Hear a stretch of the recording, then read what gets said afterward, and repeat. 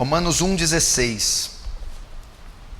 Diz assim a palavra de Deus: pois não me envergonho do Evangelho, porque é o poder de Deus para a salvação de todo aquele que crê, primeiro do judeu e também do grego. Vamos fechar os olhos e vamos orar mais uma vez. Senhor bendito, santo e benigno, chegou a hora da sua palavra, a hora que o Senhor pode comunicar-nos graça, a hora que o Senhor pode transformar vidas, salvar pecadores. Senhor, eu te peço, fala-nos pelo poder da sua palavra, despeja da sua graça gloriosa e abundante sobre nós, faz-a abundar sobre cada um dos pecadores. Senhor, salva-nos e seremos salvos, liberta-nos e seremos livres, santifica-nos e seremos santos, transforma-nos e seremos transformados, pois não temos esperança alguma em nossa carne, não temos esperança alguma nesse mundo caído. Tu és a nossa esperança, Tu és nossa torre forte, Tu és o nosso rochedo, a nossa fortaleza, Tu és o nosso advogado. Deus, manifesta o seu amor e a sua graça nesse culto, em nome de Jesus, amém. Presta atenção, nós hoje vamos dar continuidade à série Evangelismo Bíblico. Nós vamos começar aqui junto com a igreja, toda a igreja, o evangelismo. Toda a igreja vai iniciar o evangelismo. O evangelismo é uma ordem da grande comissão, é uma tarefa da grande comissão. A grande comissão está escrita em Marcos 16 e Mateus 28. Portanto, ide e pregai o evangelho a toda a criatura da terra. Isso é a tarefa da grande comissão. Ele comissionou os cristãos a saírem e irem pelos 4 cantos da terra e anunciarem o santo e glorioso evangelho. Quem está incluído na grande comissão? Toda a igreja. É dever de toda a igreja, todo crente em Jesus, nascido de novo, pregar o evangelho. Por isso, a série, o estudo está sendo feito para toda a igreja. Toda a igreja tem a competência, a incumbência, o dever, a ordem de pregar o evangelho, de testemunhar da morte e ressurreição de Cristo a todas as criaturas da terra. Então esta é a ordem de Jesus. Quando morreu, ressuscitou, esteve 40 dias com os discípulos, antes de ser assunto aos céus, ele passa essa tarefa da grande comissão à igreja, a todos os cristãos. Mas antes de nós irmos para pregar, antes de irmos a evangelizar, precisamos dominar o tema, dominar o assunto. É ir e pregar o quê? Pregar o evangelho. Não podemos pregar algo que é fruto da nossa imaginação ou algum modismo e achismo, mas é o precioso, glorioso, santo sacro evangelho de Cristo. Então nós estamos aqui para aprender o que é o evangelho, no que consiste a mensagem do evangelho. E após dominar o teor, o conteúdo desta mensagem, aí sim nós podemos ir e levar essa mensagem salvífica, essa mensagem santa, pura, desprovida de mácula ou de contaminação.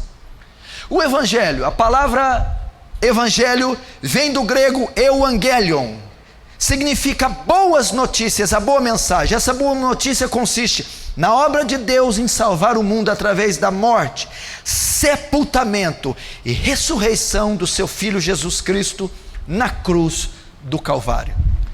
Então, portanto, ide e levai o euangelion a toda criatura. Portanto, ide e proclamai a boa notícia. Essa palavra vem de um contexto dos comerciantes ou dos vendedores, das pessoas que iriam anunciar uma notícia, arautos, um pregão. Ou seja, como não havia meio de comunicação, as pessoas, para anunciar uma mensagem, uma notícia, mandavam um mensageiro, e este em voz alta proclamava: olha, chegou a boa nova, chegou uma notícia nova, está sendo proclamada lá na praça pública.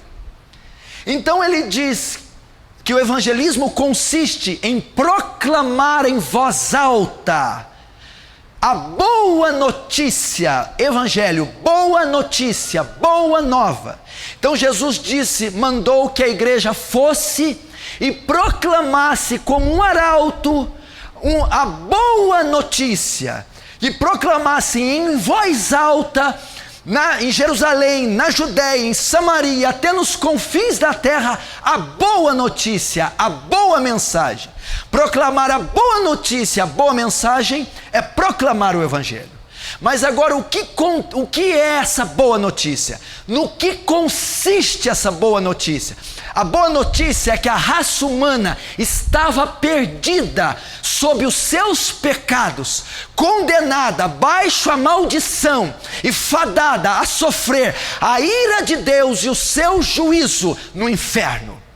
Mas Deus envia o seu Filho, à semelhança de homem, para viver uma vida pura, justa e sem pecado, e na cruz morre, levando sobre ele nossos pecados, e ressuscitando ao terceiro dia, e subindo aos céus, e ordenando aos homens que todos aqueles que nele crerem e se arrependerem dos seus pecados, tenham os seus pecados cancelados, e agora podem herdar a vida eterna.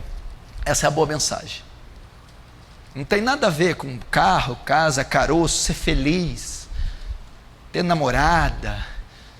Qualquer pessoa que vem na igreja, que adentra o culto esperando tais coisas, está pecando. Não é o propósito do evangelho. Essa é a mensagem, ok? Do evangelho. O que é o evangelho? Não está escrito aí? É o poder de Deus.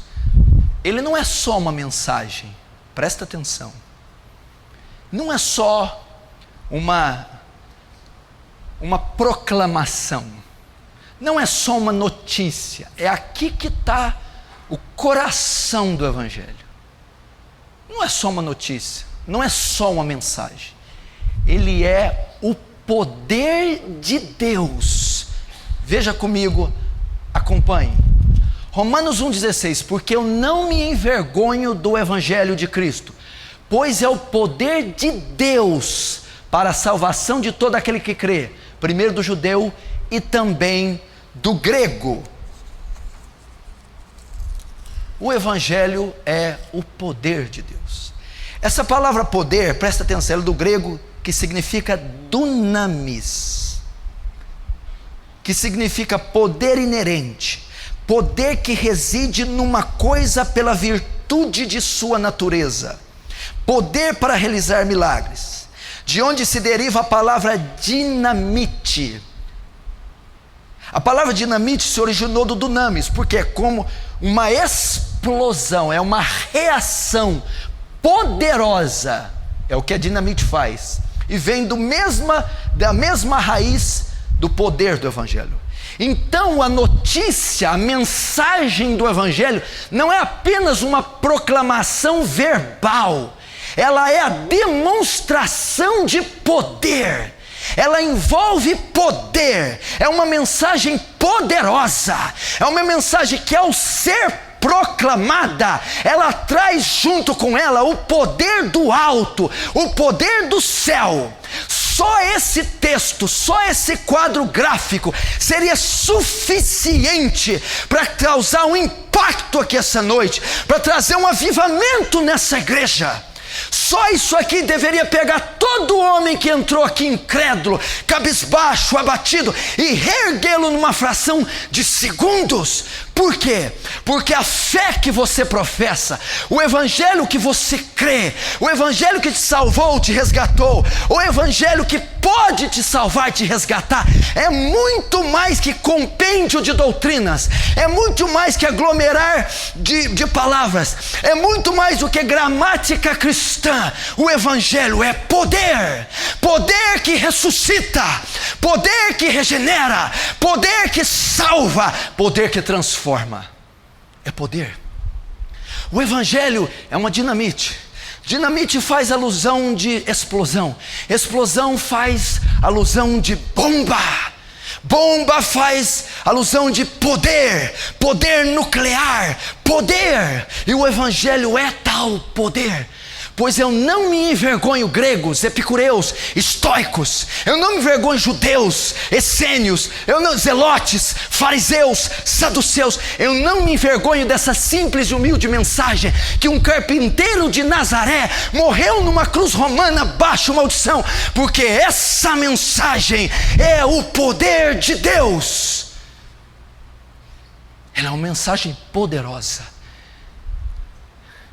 Porque essa mensagem é uma mensagem que subsiste há 2 milênios, que prevalece, que transpassou fronteiras, credos, etnias, dinastias, reinos, cultura, e ela permanece até hoje. Porque ela é uma mensagem de poder. Se você não conhece, se tudo que você conhece é dogma doutrinário, se tudo que você conhece é vertente teológica, se tudo que você conhece é doutrina de homens, liturgia, se tudo que você conhece é os usos e costumes da sua fé, meu irmão, por isso que você está seco, vazio, caindo em pecado, vive uma amargura, porque você não experimentou dunamis. Porque essa semente, esse evangelho não explodiu no seu coração, não afetou você, ele é poder, é uma mensagem poderosa, uma mensagem poderosa.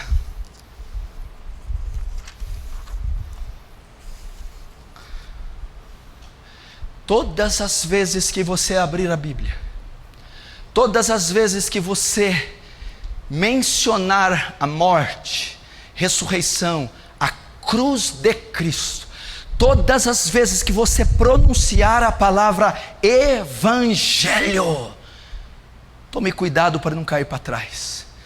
Todas as vezes que você inferir a respeito do evangelho, todas as vezes que você testemunhar na cozinha de casa, no corredor da escola, no recreio da faculdade, na repartição e no balcão, no dentro do automóvel, todas as vezes que sair para pregar sobre um púlpito, nas praças, tenha em mente que você está proclamando o poder de Deus. É uma mensagem poderosa, não é uma mensagem obsoleta, retrógrada, atrasada, não é uma vertente do cristianismo, é o poder de Deus, é o poder do Senhor, é o poder de Adonai, Elohim Yahvé, é o poder de Deus.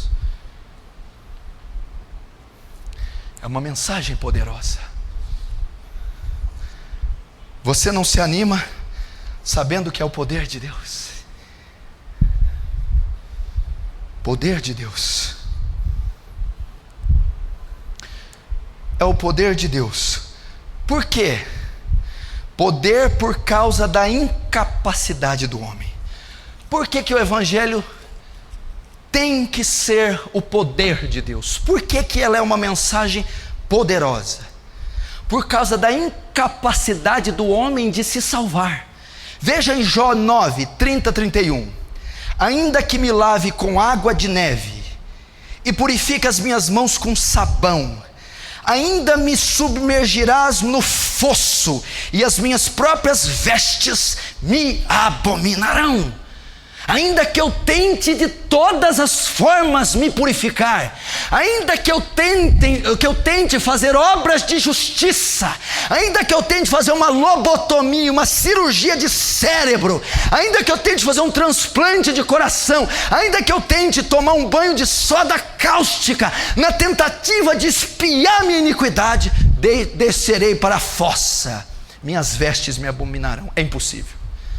Romanos 7, 21, 24, quem está falando é uma criatura de estirpe muito alta, Paulo.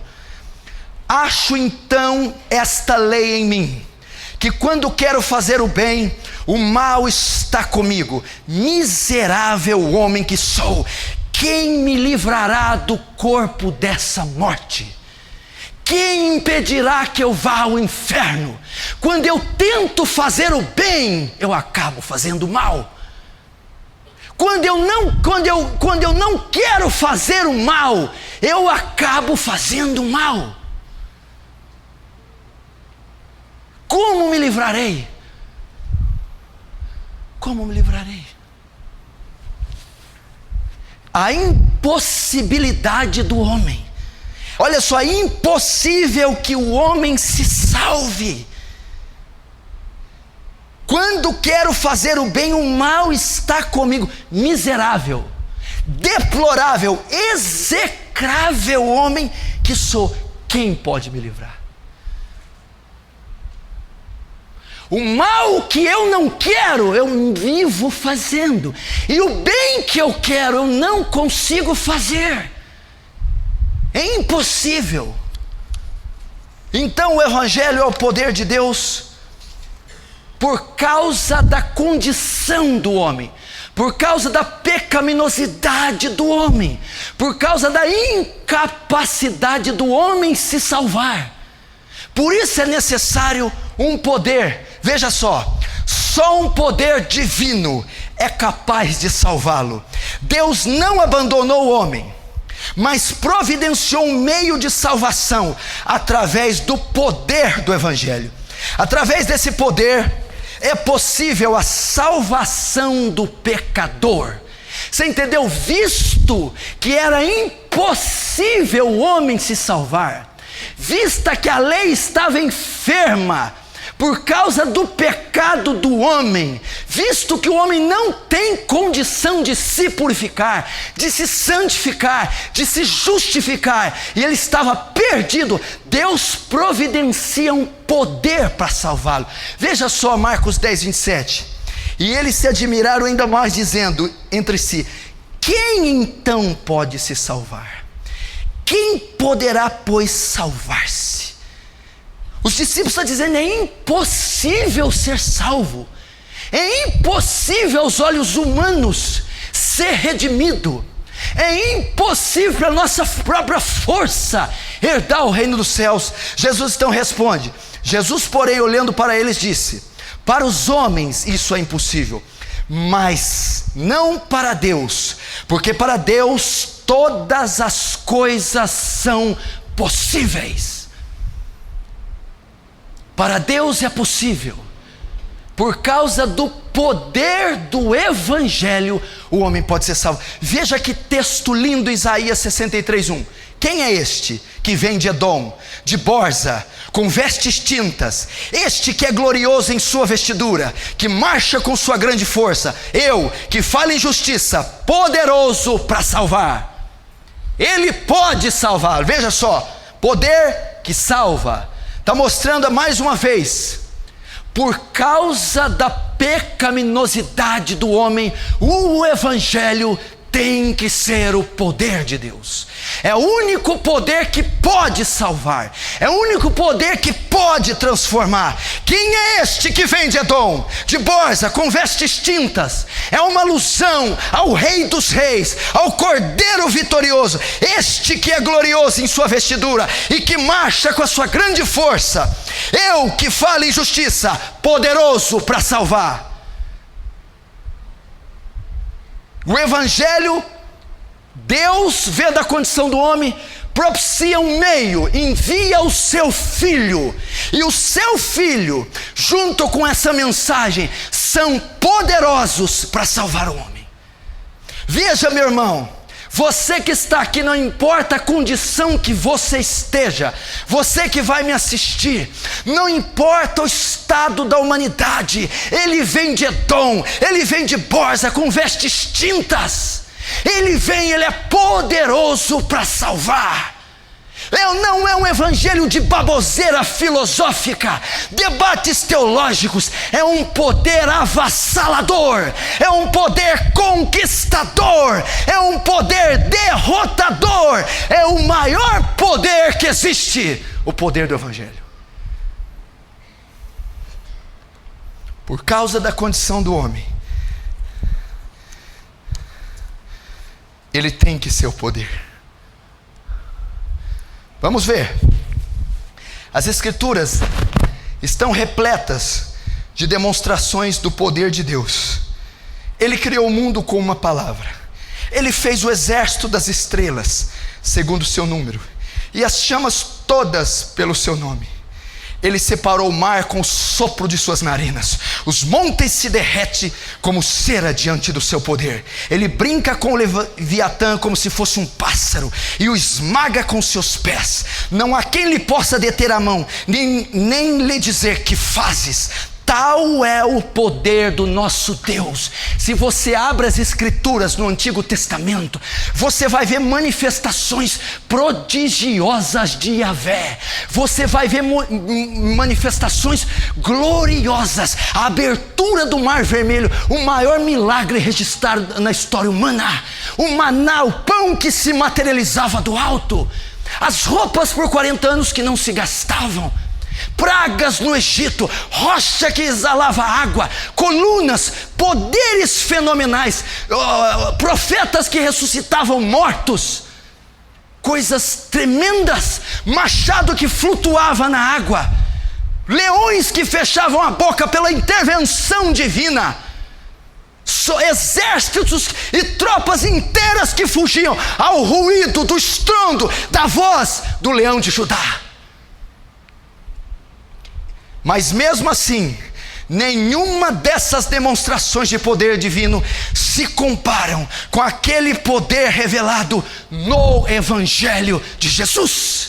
A maior demonstração de poder de Deus, a maior demonstração não foi na abertura do Mar Vermelho, não foi na materialização do pão, das codornizes, não foi na ressurreição dos mortos, não foi na chuva de fogo sobre o Egito. A maior demonstração de poder que Deus já teve é o poder do Evangelho, é o poder que transforma pecadores, é o poder que salva homens, é o poder.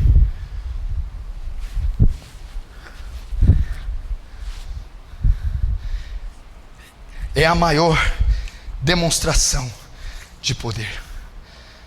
Vamos ver novamente, para você entender. Presta atenção, hein? A palavra grega dunamis, além de aparecer no versículo 16, não me envergonhe do Evangelho, pois é o poder, dunamis, aparece no 16. Ocorre outras 2 vezes no capítulo 1. No mesmo 1. 16 tem dunamis. No verso 4 e 20 também está a mesma palavra, dunamis, para designar poder. Olha lá, Romanos 1,4, declarado o Filho de Deus em poder, em dunamis, segundo o Espírito de santificação, pela ressurreição dentre os mortos, Jesus Cristo nosso Senhor.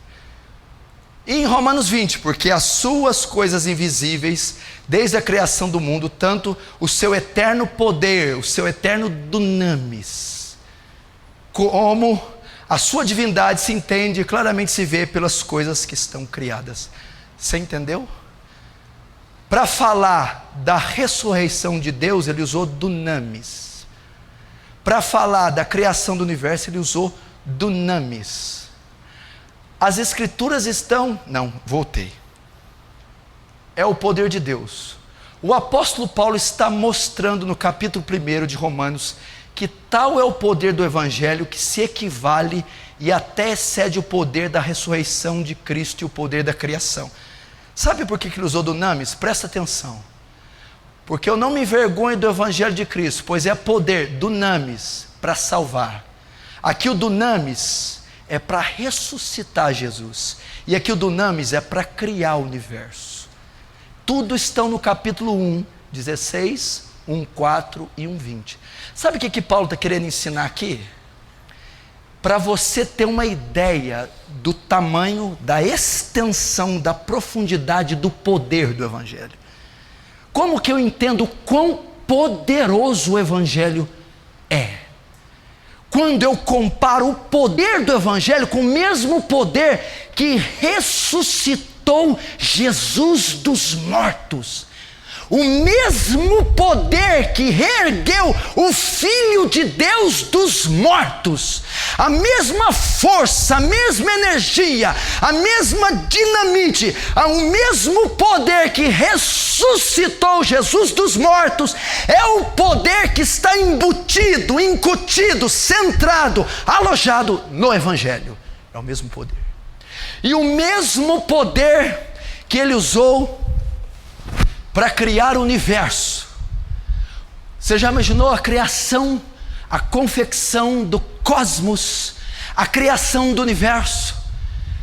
O mesmo poder que ele usou, o mesmo poder que existe na criação e na sustentação do universo, dunamis, é o mesmo poder dunamis que está no Evangelho. Tamanho é o poder do Evangelho. Você está vendo que não é uma simples notícia, não é uma simples baboseira num culto de domingo, não é uma simples mensagem que deixa a igreja sonolenta, dormente, que não traz empolgação nem entusiasmo. Não, o Evangelho não é essa coisa retrógrada, atrasada, não se limita à curazinha de um nódulo, não se limita a um carrozinho do ano. O Evangelho é um poder semelhante ao da criação, semelhante ao da ressurreição de Cristo. Esse é o poder do Evangelho.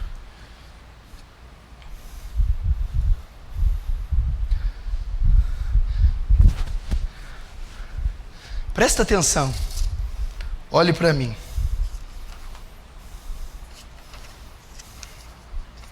Quantos estão entendendo, diz amém.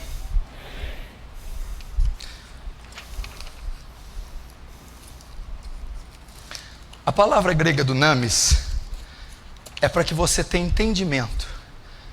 Mas olhe para mim, notem ainda.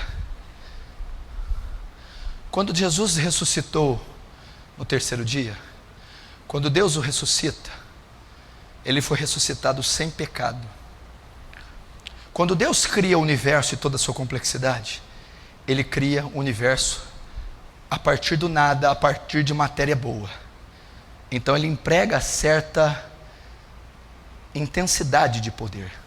Para salvar o homem, a maioria afirma que o poder que ele usa é maior do que o poder da ressurreição de Cristo e do que o poder da criação do universo. Por razão da depravação do homem, é correto crer que o poder que Deus emprega na salvação do homem excede em muito o poder da criação do universo.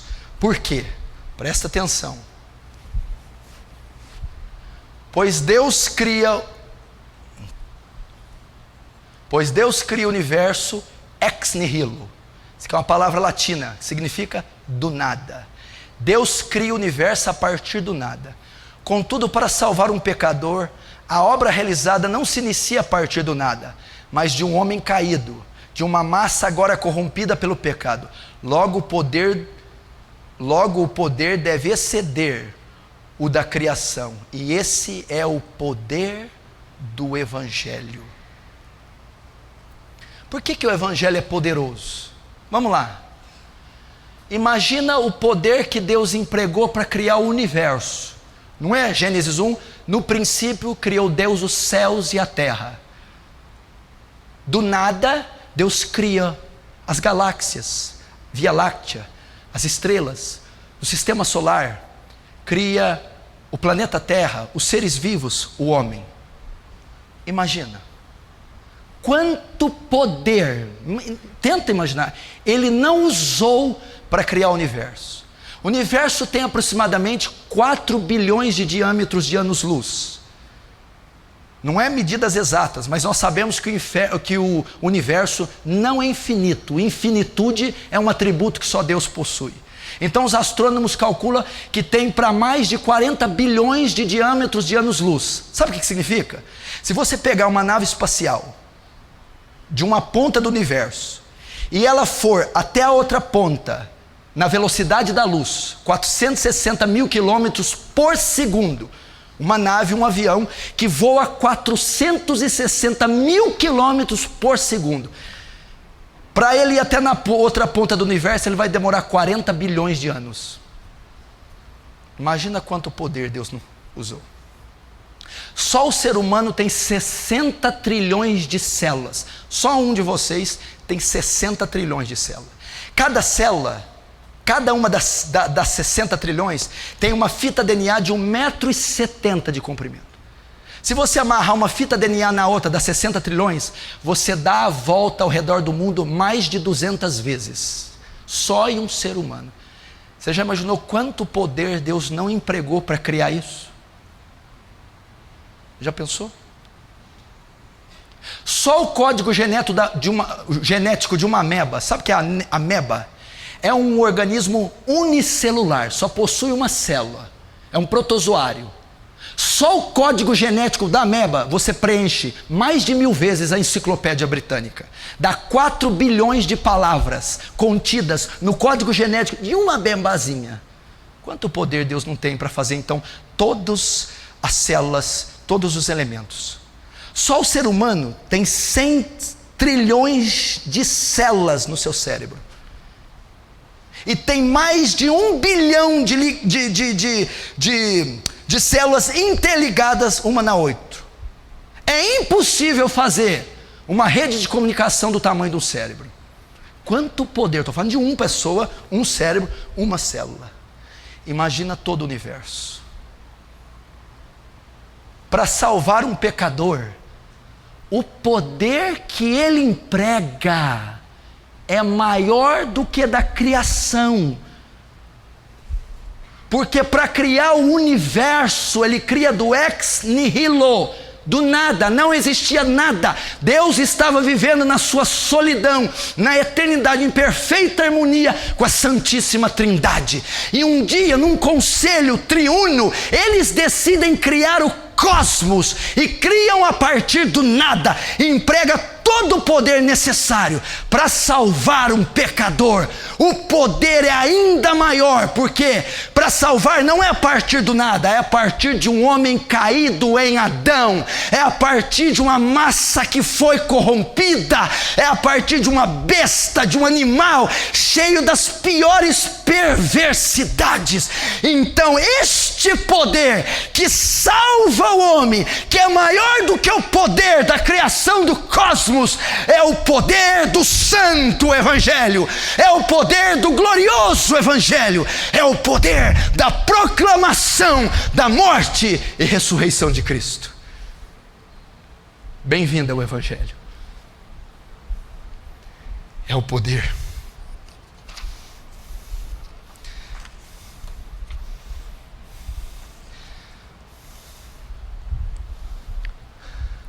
É o poder. Para quê? Nós estamos vendo que é o poder de Deus. O evangelho é o poder de Deus. Então o evangelho é comparado a uma dinamite, dunamis. É uma força nuclear, uma reação em cadeia, é uma explosão, é um poder, não é uma mensagem apenas, é o poder de Deus. Mas é poder de Deus para quê? Para curar minhas doenças, para zerar minha conta no final do mês, para me dar um namorado, para me dar a tão sonhada Mercedes BMW. É poder de Deus para isso. É para fazer campanha. Para que é esse poder? Imagina Deus empregar a Ranuzi. Faltando muito, hein, filho? Estou na sua cola, hein? Poder maior do que para criar o universo. Ele vai usar para te dar um carro. Poder maior do que para criar o universo. Ele vai curar tua bexiga. Poder maior do que para criar o cosmos. Vai me dar um terreno. Isso aí eu aprendi que se trabalhar, compra. Não precisa de poder, não. Eu aprendi assim. Estuda, trabalha, pode gastar com coisa à toa. Você compra. Estranho, né? Poder para quê? Porque não me envergonhe do Evangelho de Cristo, pois é o poder de Deus para a salvação de todo aquele que crê. O Evangelho é poderoso para salvar o homem. Ele não foi manifestado para outra finalidade, senão para a salvação de pecadores. O Evangelho é o poder de Deus para salvar, do grego soteria, resgatar, livrar do perigo, salvação. O Evangelho é o poder que salva o homem. Olha o que diz Sofonias 3,17: o Senhor teu Deus está no meio de ti, poderoso para salvar. É poderoso para salvar, é poderoso para remir, é poderoso para resgatar. Essa é a função do Evangelho. Nisso consiste o seu poder, em salvar. Poderoso para salvar. Esse foi o propósito da vinda de Jesus. Por que você acha que Jesus veio na terra? Tem pessoas muito equivocadas. Tem pessoas muito equivocadas quanto à vinda de Jesus. Olha lá o propósito, está claro ali, ó. João 3,17. Porque Deus enviou o seu Filho ao mundo, não para condenar o mundo. Tudo bem, Deus, então para que o Senhor enviou Jesus? Para que ele se encarnou? Para que ele nasceu? Para que ele veio no mundo? Para que ele viveu? Por que ele morreu na cruz? Para que ele ressuscitou? Para que ele subiu aos céus?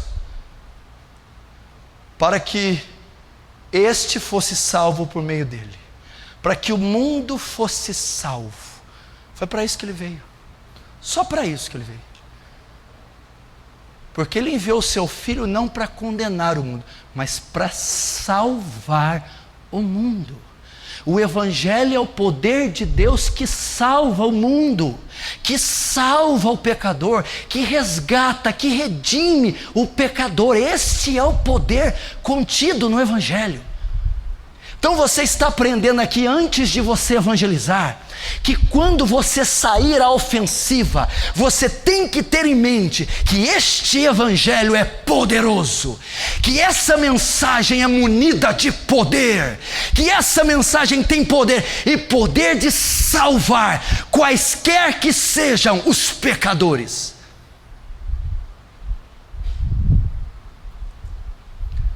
Portanto, Paulo afirma que o Evangelho é o poder de Deus para a salvação, ok? Mas poder de Deus para salvar do quê? Do que eu preciso ser salvo, pastor? Poder de Deus para salvar do quê? Para salvar dos nossos pecados. Olha o que diz 1 João 3,5: e bem sabeis que ele se manifestou para tirar os nossos pecados. Foi para isso que ele se manifestou. É para isso que é o poder do Evangelho, para nos salvar dos nossos pecados. A salvação dos pecados compreende 3 sentidos, ok? O poder do Evangelho salva da condenação do pecado, do poder do pecado e da presença do pecado, ok? Nós estamos estudando sobre evangelismo. Antes de estudar, temos que aprender o que é o Evangelho. Hoje nós estamos aprendendo que o Evangelho é o poder de Deus. Poder para quê? Para salvar. Salvar do quê? Do pecado. E o pecado em 3 formas. Então o Evangelho te salva da condenação, da culpa do pecado. O Evangelho te salva do poder do pecado. E o Evangelho te salva da presença do pecado. Uma vez que Adão pecou, o homem é culpado pelos seus pecados. O homem é dominado pelos seus pecados, e o homem está condenado a viver com seus pecados. O Evangelho destrói a culpa do pecado, destrói o poder do pecado e retira a presença do pecado. E esses todos são a causa do homem ir ao inferno. Por quê? Porque o pecado lhe traz culpa, porque a prática do pecado lhe traz condenação, e a presença do pecado traz morte. Vamos ver. Então lá, o Evangelho é o poder de Deus para a salvação, poder para salvar do pecado. Primeiro, o Evangelho é o poder de Deus que salva da condenação do pecado. É o que nós chamamos de justificação. Leia lá, Romanos 5:1. Tendo sido, pois, justificados pela fé, temos paz com Deus, por nosso Senhor Jesus Cristo. No momento em que o pecador crê no Evangelho, ele está livre da condenação, da culpa, do pecado. É o que chamamos de justificação. Através deste ato, Deus nos considera justos diante dele mesmo, com base nos méritos de Cristo. Então o Evangelho é o poder que te livra da culpa do pecado. O pecado traz culpa, o pecado traz condenação. O pecado é como um crime e uma sentença que te condena.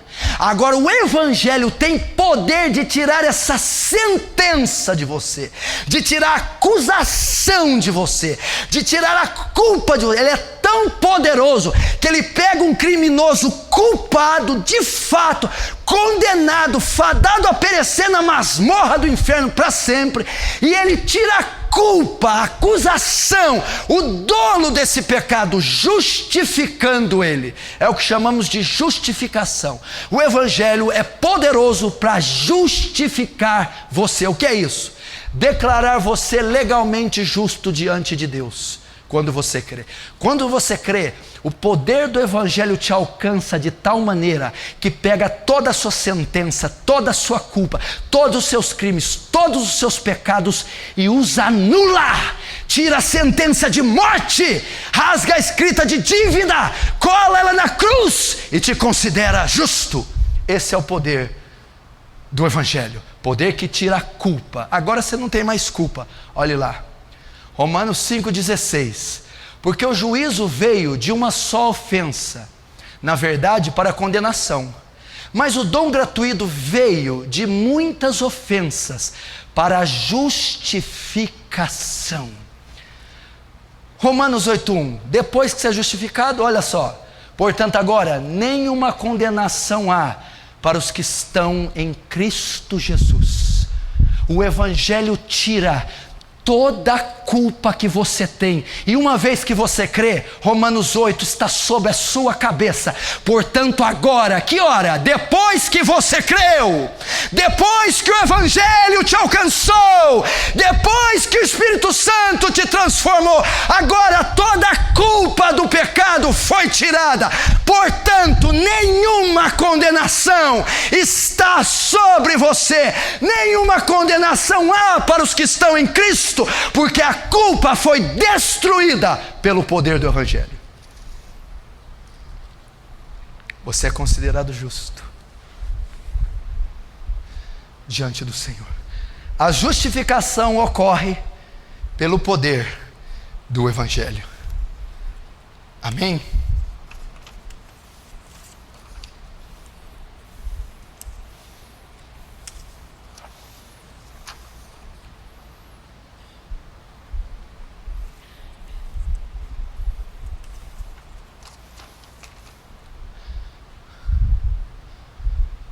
Qual poder tem a capacidade de fazer isso com você? Você pega um serial killer, ele matou 14 crianças de 3 anos de idade, violentou sexualmente e decapitou elas. Ele é pego, confessa o crime, é considerado a prisão perpétua, depois a pena de morte, cadeira elétrica, injeção letal.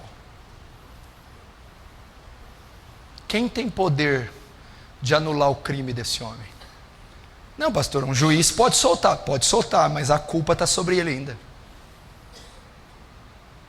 Agora você não matou 10 crianças estranguladas. Você peca desde que você nasceu, desde que você tem a idade da razão. São tantos milhões e tantos bilhões incontáveis. Quem poderia anular tanto crime? Não é apenas deixar você sair. Se deixar você sair, você continua bandido, você continua criminoso. Quem tem poder de fazer você justo? Quem tem poder de tirar a culpa, de tirar a sentença, de tirar a guilhotina, a cadeira elétrica de você? Só o Evangelho. Só o Evangelho tem poder de fazer isso. Declarar você legalmente justo diante de Deus. Só o Evangelho.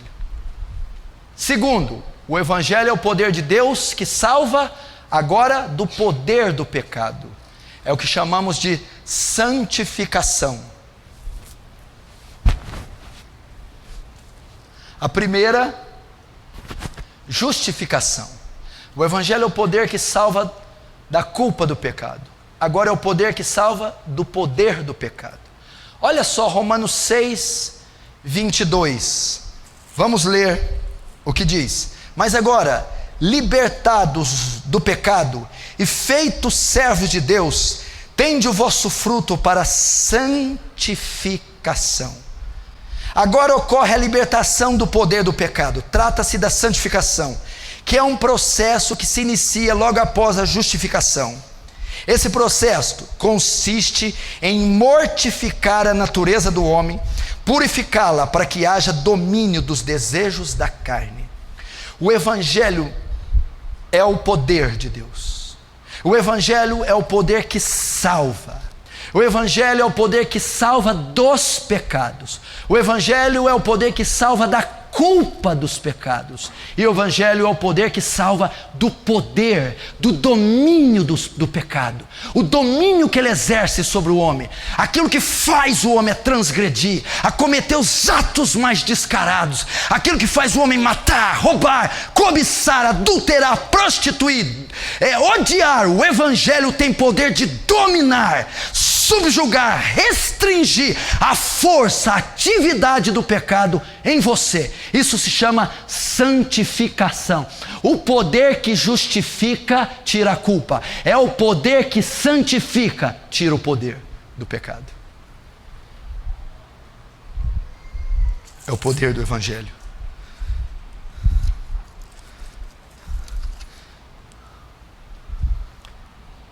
Ezequiel 36, 24, olha só a promessa. E vos tomarei dentre os gentios, pregação do Evangelho. Então aspergirei água pura sobre vós, e ficareis purificados de todas as vossas imundícias, e de todos os vossos ídolos vos purificarei. Essa é uma promessa da nova aliança em Ezequiel, da salvação de um pecador, que ele resgataria o pecador da sua condenação, justificação, mas que borrifaria, aspergiria água limpa, água pura no pecador, e o purificaria, o limparia das suas imundícies e dos seus ídolos, do seu pecado. Esse processo chama santificação, o poder que destrói o poder, o domínio do pecado em você. Santificação. Veja esse texto de Levítico, que tremendo. Levítico 21:8. Portanto, o santificarás, porquanto oferece o pão do teu Deus. Santo será para ti, pois eu, o Senhor que vos santifica, sou santo. Santificação. A santificação ocorre pelo poder do Evangelho. Você já viu os templos monásticos, os mosteiros, os monastérios? Monges tibetanos que ficam em castelos em milhares de quilômetros, em terras longínquas daqui. Esses monges vão para atingir uma espiritualidade. Eles se flagelam, se martirizam, se punem, cinto de castidade, fazem de tudo, não conseguem diminuir 1 milímetro a sua pecaminosidade. Eles tentam se cortar, se mutilar, se trancar, se acorrentar, e são as criaturas mais devassas e perversas os monges. Por quê? Porque só o poder do Evangelho destrói o domínio do pecado. Só o poder do Evangelho segura a volúpia do pecado. Só o poder do Evangelho restringe, subjuga, mortifica, domina o poder do pecado, os desejos da carne. E o Evangelho faz isso. Terceiro, vamos ver do que mais o Evangelho nos livra. O Evangelho é o poder de Deus que salva, agora da presença do pecado. Você pode notar que o Evangelho trabalha em 3 tempos: passado, presente e futuro. Passado, justificação, os seus pecados anteriores. Ele já resolveu com o seu passado, tratou com o seu passado. Presente, a santificação, o pecado que atua agora, o Evangelho trata com presente. Futuro, a sua morte, a glorificação, a ausência, vai erradicar totalmente o pecado. Olha lá. Por último, ocorre a libertação do poder do pecado. Trata-se da glorificação, que ocorrerá quando morrermos, ou se estivermos vivos na vinda do Senhor Jesus. Haverá a ressurreição dos mortos e a transformação dos crentes que estiverem vivos. Todos os filhos de Deus serão transformados para serem como o Senhor Jesus, num corpo glorificado e sem pecado, glorioso, imortal e incorruptível. Vejam só, 1 Coríntios 15, 52 e 53. Porque a trombeta soará e os mortos ressuscitarão incorruptíveis. O que é incorruptível? Quando o crente ressuscitar, ele ressuscita sem corrupção, sem pecado. Ele está livre do pecado. O pecado não habita mais nele. Nunca mais lutará contra o pecado. Nunca mais sentirá.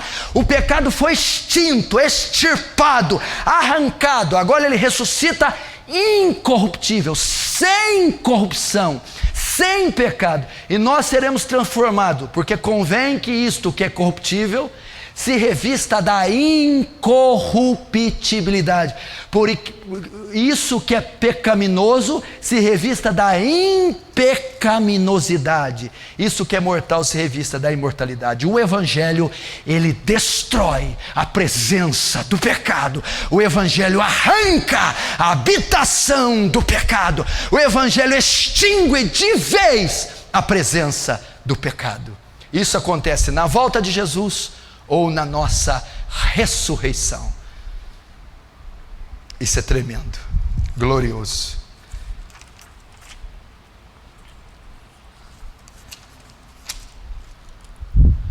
Romanos 8,30 diz a sequência, olha lá.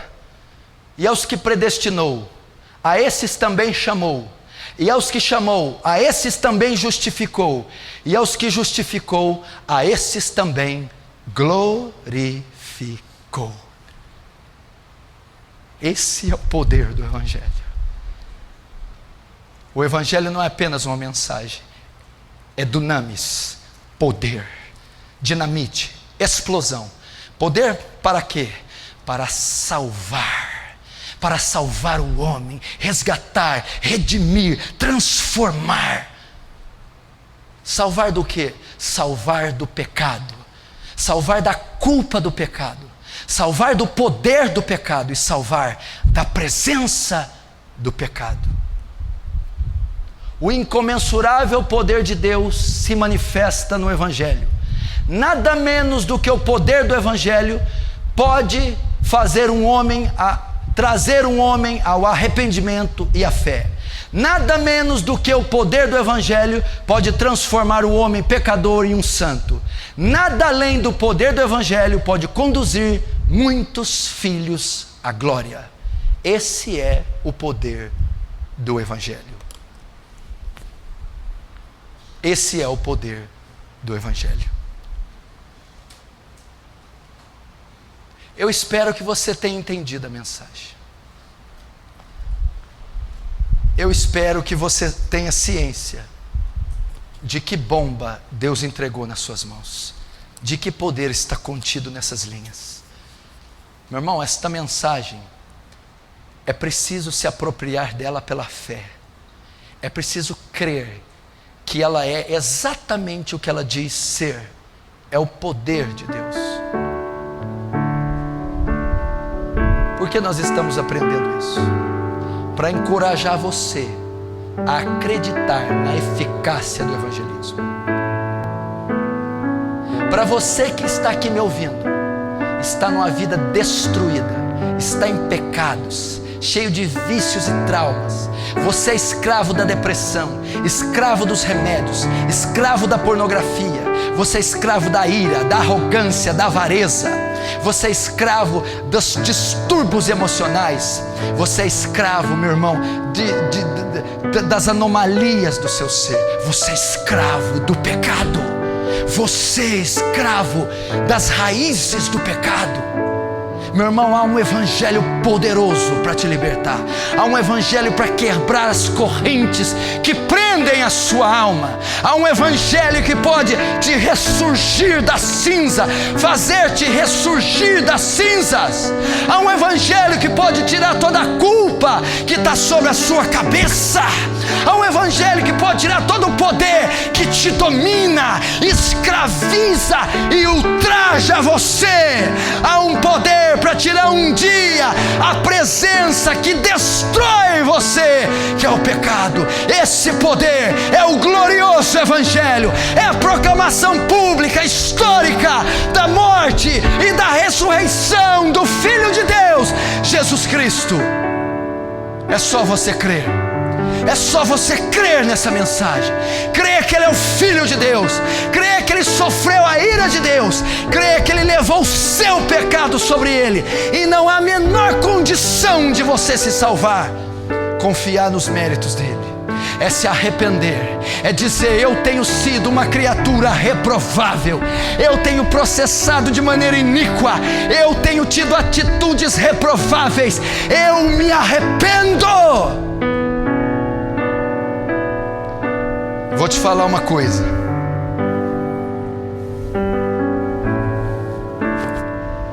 Eu converso com gente, eu aconselho gente, eu disciplino gente, eu discipulo gente, eu exorto gente.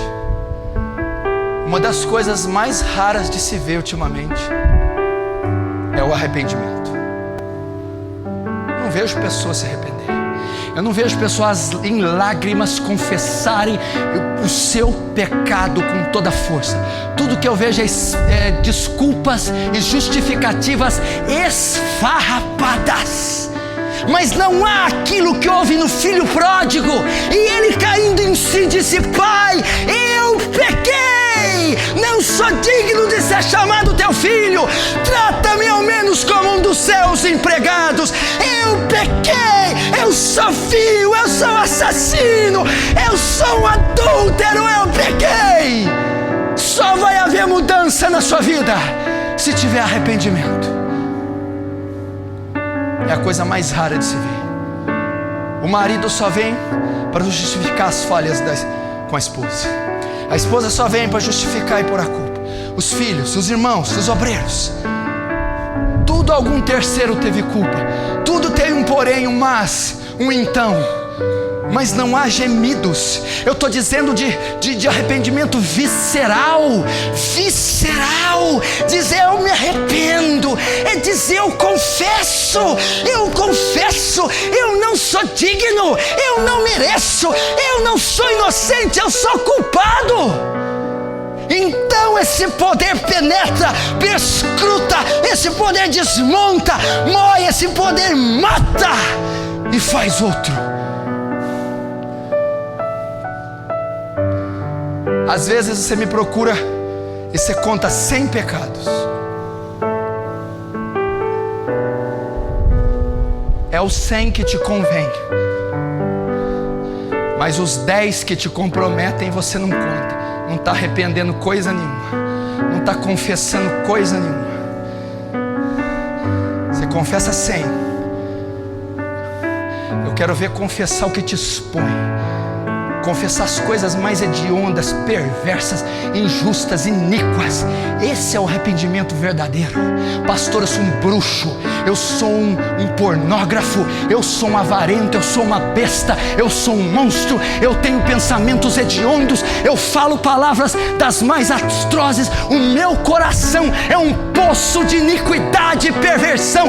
Eu já pensei, maquinei, projetei as coisas mais perversas que o Senhor pode imaginar. Isso é arrependimento. John Bunyan ficou 18 meses confessando seus pecados, 18 meses sentindo agonia pelos seus pecados, 18 meses tendo convicção, batendo no peito. Você se lembra da pregação de David Wilkerson lá em Nova York? Você se lembra de Nick Cruz com a sua gangue e o Willie, um marginal assassino, dizendo Jesus, Jesus, Jesus, Jesus, Jesus, Jesus, Jesus, arrependendo-se, chorando, marginais, assassinos, viciados, chorando, dizendo Jesus, Jesus, arrependendo-se.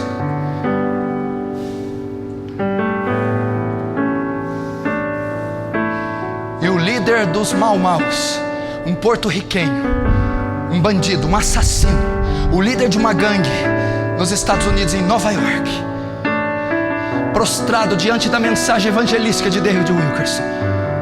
Oh Deus, se o Senhor é verdade, se o Senhor existe, tira esse fardo de sobre mim, tira o pecado de sobre mim. Ele caiu, chorou, chorou. Então a graça de Deus veio e transformou aquele troglodita, aquele serial killer, num homem santo e justo. Esse é o poder do Evangelho. Esse é o poder do Evangelho.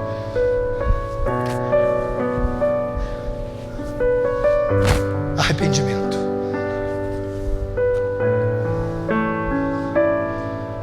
Arrependimento.